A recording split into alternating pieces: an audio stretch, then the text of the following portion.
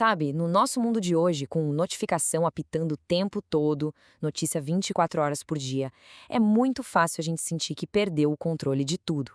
É uma sobrecarga de cobrança no trabalho, na vida pessoal, em todos os lugares.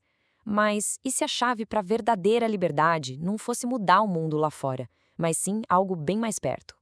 Hoje, a gente vai buscar essa resposta num lugar bem inesperado, na sabedoria de um homem que nasceu escravo, mas que viveu e morreu como uma das pessoas mais livres da história.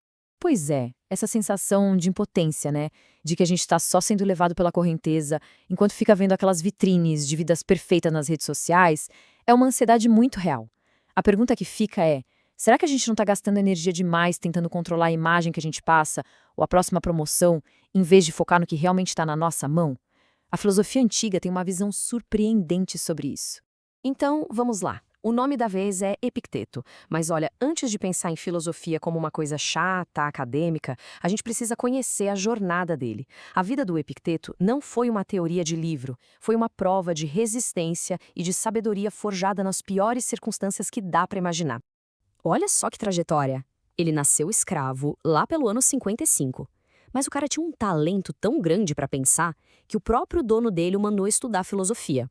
Eventualmente, ele conseguiu a liberdade, se tornou um professor super respeitado em Roma, foi expulso da cidade por um imperador e, mesmo no exílio, fundou uma escola que atraía a elite do império. Que baita história de vida, né? E é aí que tá o pulo do gato, sabe? Para Epicteto, filosofia não era um joguinho de palavras para intelectuais, não. Era uma ferramenta prática, um verdadeiro manual de instruções para a vida, feito para qualquer pessoa poder usar e encontrar um pouco de paz e dignidade, não importava a situação. Tá. Mas qual era o segredo dele, então? Como um homem que passou boa parte da vida sem nenhuma liberdade externa conseguiu se tornar um mestre da liberdade interior? Bom, tudo se resume a uma única e poderosíssima ideia. Um princípio que, quando a gente entende de verdade, muda tudo. E essa aqui, ó, a dicotomia do controle. Epicteto dizia que a primeira tarefa de quem quer ser sábio é separar o que pode controlar do que não pode. Parece simples, né? Mas dominar essa diferença é a base, o alicerce para ter paz de espírito e conseguir agir direito na vida. Então vamos deixar isso bem claro. De um lado, o que está sob nosso controle. Nossas opiniões, nossos desejos, aquilo que a gente rejeita, basicamente o nosso mundo interno. Agora, do outro lado, o que está fora do nosso controle. O nosso tipo de corpo, a grana, a nossa reputação, que hoje em dia pode ir para o espaço com um comentário na internet e principalmente as ações das outras pessoas. Tudo isso é externo. E aí vem a consequência, né? Quando a gente perde horas rolando o feed, ficando angustiado com notícias que não dá para mudar, ou tentando forçar a opinião dos outros no trabalho, o resultado é sempre o mesmo: frustração e ansiedade. A gente acaba culpando o algoritmo, a economia, o chefe, qualquer coisa lá fora pela nossa infelicidade. Ok, a teoria é boa, a gente entendeu. Mas e na prática? Como a gente aplica isso no dia a dia? Epicteto não era só teórico, não. Ele ofereceu um guia prático, quase uma receita de bolo, com 3 ingredientes principais para a gente viver bem. Vamos ver esses 3 passos. Primeiro, dominar os desejos. Isso não quer dizer não querer nada, mas sim parar de desejar coisas irracionais, tipo a aprovação de todo mundo na internet ou uma vida sem nenhum problema. Segundo, cumprir nossas obrigações da melhor forma possível, sejam elas quais forem. E terceiro, pensar com clareza sobre nós mesmos e nosso lugar no mundo. É tipo um tripé que dá sustentação para nossa paz interior. E o mais legal é que não se trata de uma busca pela perfeição. Epicteto sabia que a gente erra, que somos falhos.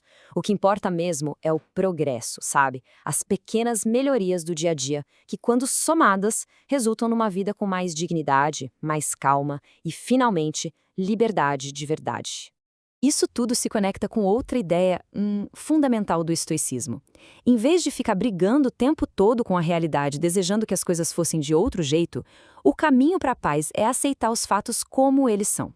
Essa frase aqui, gente, muda o jogo. O que perturba não é o feedback negativo no trabalho, mas a nossa interpretação de que isso significa que eu sou um fracasso. Não é a demissão, mas o nosso julgamento de que minha carreira acabou. O evento em si é neutro. O que dói é a historinha que a gente cria na nossa cabeça sobre ele. Beleza, mas como é que a gente faz isso na prática? O caminho é parar de lutar, é aceitar que a gente não controla o roteiro da vida. Um projeto que deu errado, uma reviravolta que a gente não esperava. O nosso poder não está em escolher o que acontece com a gente, mas em escolher a cada segundo como vamos reagir a isso. É aí que mora a nossa verdadeira liberdade. E para fechar essa ideia de aceitação e dever, o Epicteto tinha uma metáfora, uma metáfora incrível que muda completamente a forma como a gente enxerga nosso lugar no mundo e o que realmente esperam de nós.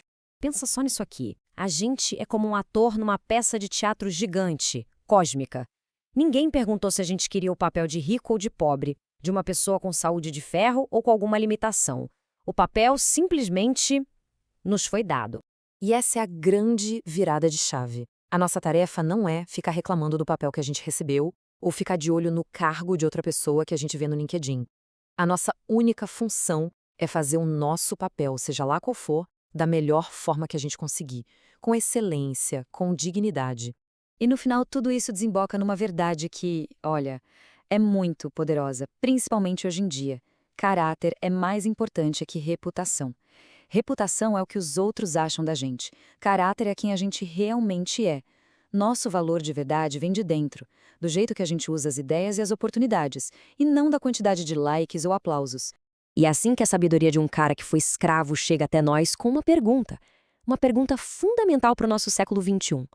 O que mudaria se, a partir de hoje, a nossa energia fosse toda focada só nas nossas próprias ações e não na opinião dos outros, no nosso trabalho e não na promoção do colega, na nossa reação aos fatos e não nos fatos em si? Talvez a resposta seja o começo da verdadeira liberdade.